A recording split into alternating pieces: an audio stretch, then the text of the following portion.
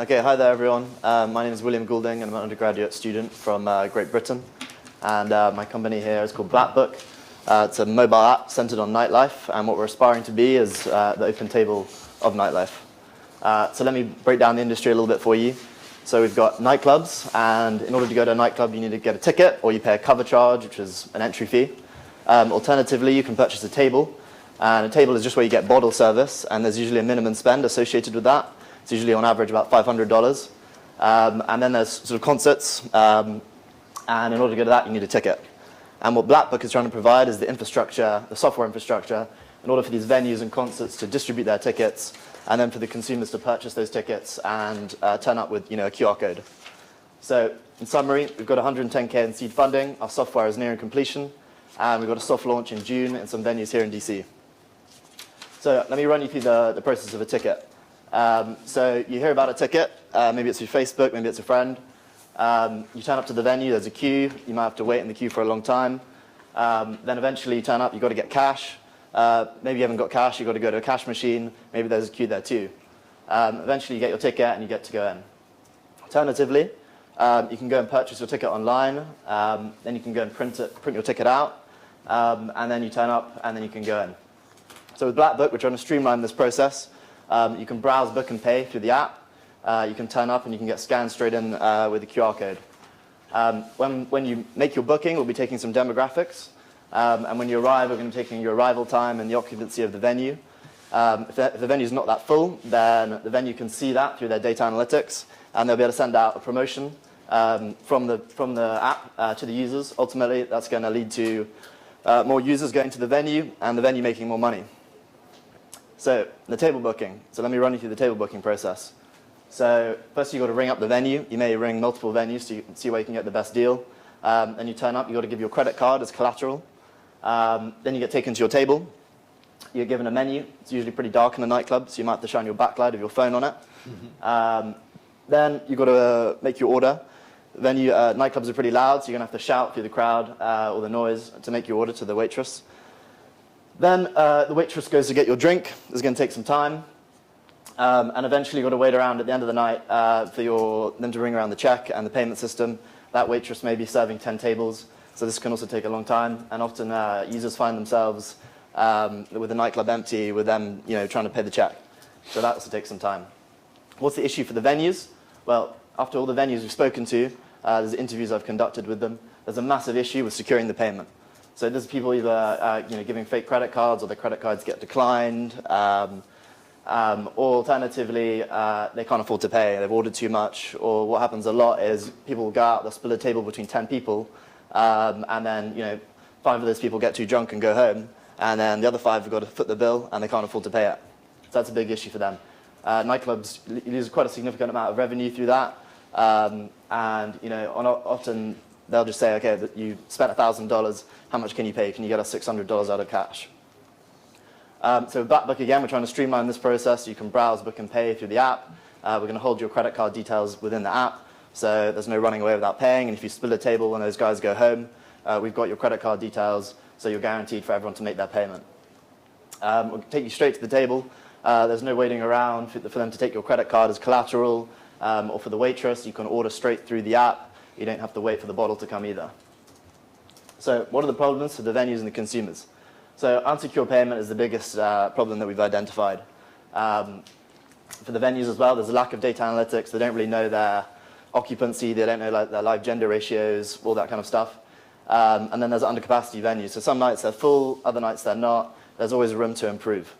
And then for the consumer, it's a bit of a disorganized industry, and it's kind of fragmented. So you've got your TripAdvisor, Yelp, maybe your review websites, and you've got nightclub recommendation websites. Then you've actually got to turn up to the venue and use their payment systems. So what's our solution? We're going to secure the payments at source. When you make an order, we're going to take your payment there. We're going to put a credit hold on your credit card. That's going to secure the payment for the venue. So if you leave, they've already got the payment, or if your credit card gets declined, it can't get declined because we've already checked your payment. And then for the consumer, we're going to put a hold on everyone's credit cards if you're splitting a table. So even if the guys leave, we've already taken the payment. For the venue, we're going to introduce data analytics.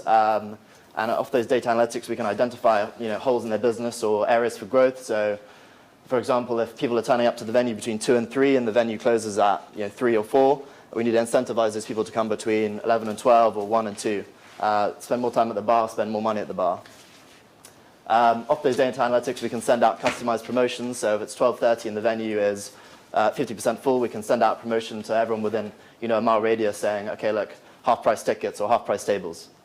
And then for the consumer, if this works, it's an integrated solution. So you can browse, book, and pay all through the app. You don't need to jump around on these review websites, trying to get a good deal, or ringing up different promoters, trying to get the best deal you can. So what's our value proposition? We're going to secure payments for the venue. We're going to guarantee payments for different consumers. We're going to increase sale for the venues using our data analytics, identifying areas for growth, and then acting on those with our promotions. It's going to be convenient for customers. You don't need to jump around. It's all integrated into one app. US market, so it's a $24 billion market. It's a big market. There's a lot of potential for growth. That's annual revenue, by the way, for nightclubs. So our revenue model, we're going to take 10% of tables. On average, tables are about $500. That's $50. For tickets, they're about $20. We're going to take 10% as well. That's $2. And then future revenue streams can be advertising, whether that's drinks companies, Grey Goose or whatever. And then data analysis, we could actually provide data analytics reports, identifying the holes in their businesses. And then also promotions. So we'll give out free promotions initially, and then maybe we'll say, okay, you guys can have 2 promotions a night anymore. We're going to charge you $1 per promotion. So in terms of competition, the top 3, Table List and Discotheque are in the US. The bottom 2 are in the UK. So you can see everyone, TNT stands for tickets and tables, so everyone kind of does the tickets and tables. Most people do the payment, and then not everyone does the data analytics. But I think our key differentiators are our infrastructure. So you can actually create an event and run an event and manage it just using our system. And our app will even act as a point-of-sale system if you really want it to. You can order through the app, and then on the other side, if they have an iPad behind the bar, or if they don't have a bar, it's a pop-up event, they can use that as the point-of-sale system. Alternatively, you can interact straight with their point-of-sale system, so they don't have to use the back end of our thing. And then there's the promotion, so we're interactively linking the consumer and the customer. We're going to benefit the venue and the customer. We're going to benefit the venue by filling their excess capacity, and we're going to benefit the consumer by giving them a good deal. And then our API link, which is an application program interface, that's basically our app talking to the point-of-sale systems within the venue. This is a key differentiator because of all the venues we've spoken to, Table List and Discotheque here, they'll make a booking. Someone will make a booking on the app, a table. They'll turn up to the venue, and the venue will be sold out because they don't have a good API link or they don't have one at all. So it doesn't really work, and the venues get really annoyed with this, and they've actually lost business to that because they don't want to. They're annoying customers. They've paid, and they turn up, and there's no availability. And Table List has been pretty successful. In 3 years, it's done $250 million in managed sales and $5 million in direct sales. So we know it's a big opportunity, and they're not doing it right. So here's my team. We've made quite a few new hires recently. Yinpu, our data analyst, who's going to be really useful in identifying areas for growth for the business. Our key financials, these are largely projections, but we've got 110K in seed funding so far, and these are kind of our targets and ticket sales. If we really want to reach these numbers in 2018 and 2019, we're going to need about 200,000 to 300,000 more come September when we've proved our concept. Here's our timeline. So we launched a prototype in August. We got really good venue feedback. We started fundraising. I got a developer. We started back in January, and we're about to start testing now. We're actually going through our testing now, and then we aim to launch in May. But I think if we really want to break into the market well and continue our updates, we want to add a social aspect to it pretty soon. We're going to need more funding come June, July, and August. And our target really is to prove our concept over the summer and then launch in DC Welcome Week when 5 universities come back to DC and 50,000 students, and we want to be selling everyone's tickets to that. And then in terms of expansion, if we get the funding we want, we're in DC at the moment.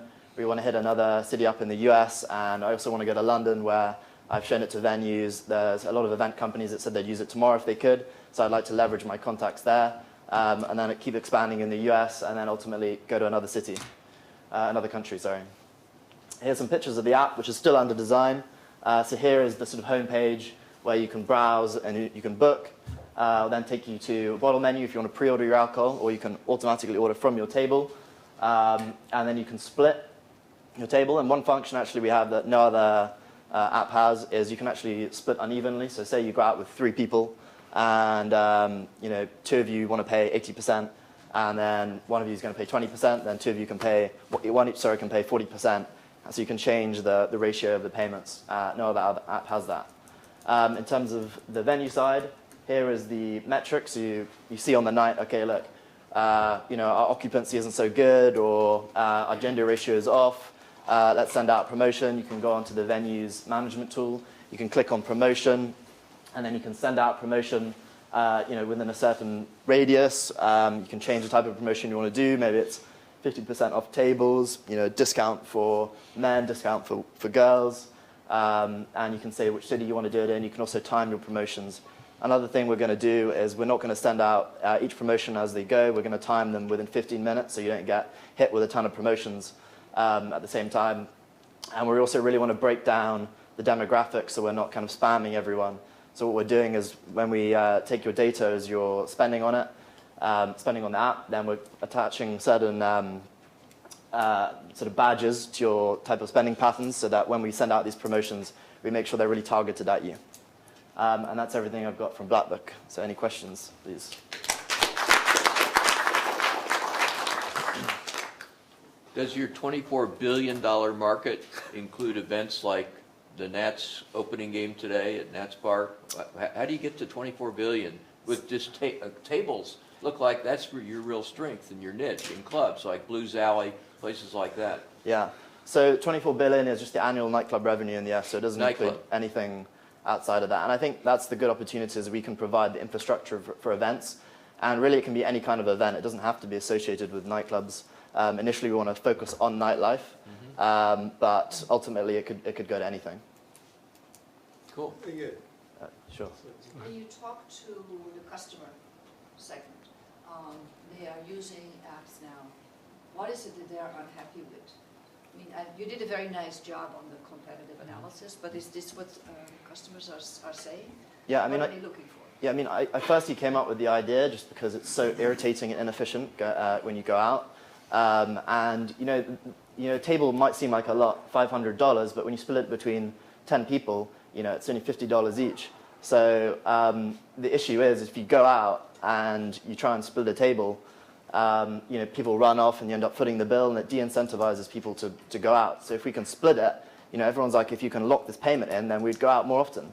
People I've spoken to, they'd be like, yeah, if I had this app, I'd go out way more because I know that I'm going to pre-order $500 and I'm going to pay my $50 segment, and that's it.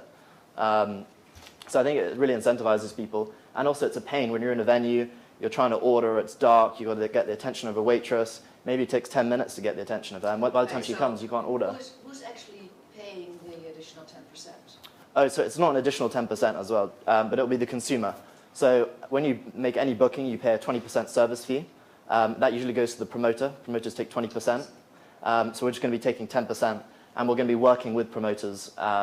So if it's a direct booking through the app with no promoter, then they'll take 10%. But if we're working with them, then we'll give the promoter a percentage too. Just to make sure I think it through again, I'm long past the nightclub age. Sure. So I'm just sort of putting myself back in the days when I used to go to nightclubs.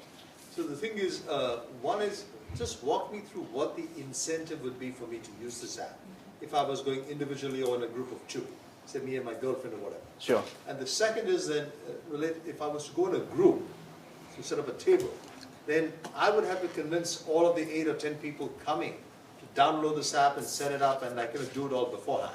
Which is, right? If you want to split it with them. Right. If you don't want to split it, it's just you and your friend and you're inviting everyone else, then just the 2 of you would need to do that. Two different scenarios. Let's say I'm going alone or with somebody else. Okay, so let's deal with the alone first. What's the incentive then for me to download this? Sure. So you're just going alone to a venue. Say you're going with your girlfriend, and you want to avoid those queues. You can pre-purchase your ticket.